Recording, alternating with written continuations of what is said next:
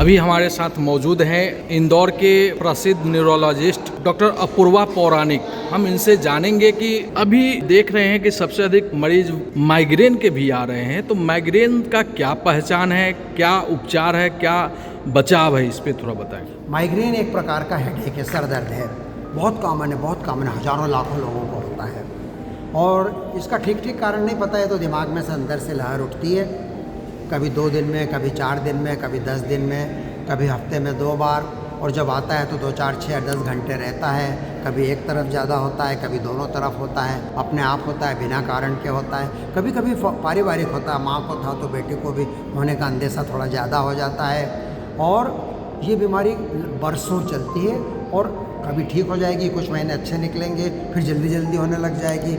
हमारे पास 2 तरह के इलाज हैं इसके। इसमें एक तो वो इलाज है कि जिस समय जोर का हेडेक हो रहा है उस समय तत्काल आराम पड़ जाए, वो दवा हम देते हैं। और फिर जिनको जल्दी बार आता है उनको हम ऐसी दवाइयाँ देते हैं कि भविष्य में रोक लग जाए, बार ना आए। तो ये जो रोकथाम वाला इलाज है हम 4-6 महीने चलाते हैं। तो ये दोनों तरह के इलाज माइग्रेन में काम करते हैं, लेकिन बीमारी जड़ से नहीं जाती, वो अपनी मर्जी की मालिक है, वो जाएगी ज़रूर जाएगी, कुछ साल चलने के बाद गायब हो जाती है।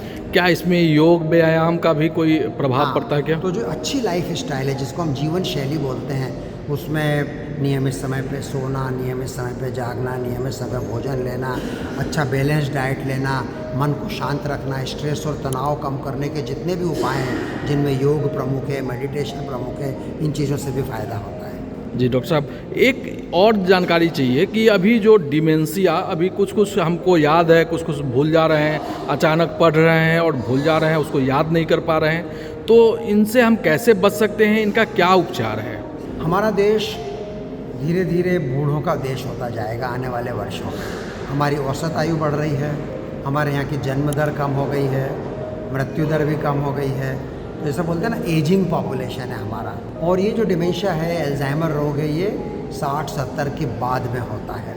और थोड़ा बहुत तो सभी भूलते हैं, नॉर्मल है, यंग एज में भी भूलते हैं और 60-70 के बाद थोड़ा ज़्यादा भूलते हैं। लेकिन जो डिमेंशिया है ये इतना ज़्यादा भूलते हैं कि ये अकेले अपनी केयर नहीं कर सकते। घर वाले उनको कह नहीं सकते कि आप बैंक चले जाओ, काम कर लो, आप बाज़ार चले जाओ, सब्जी ले आओ, आप टिकट खरीद के रेलवे स्टेशन चले जाओ, एक शहर से दूसरे शहर चले जाओ।